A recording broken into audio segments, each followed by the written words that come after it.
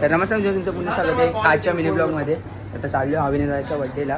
ते पालघर जिल्हा अध्यक्ष आहे त्याच्या बड्डे. आता आलो त्या केक घ्यायला आणि आता पण आले. आज चाललो ऑफिसवर. तुम्हाला दाखवतो केक सगळं. कुठलं घेतोय?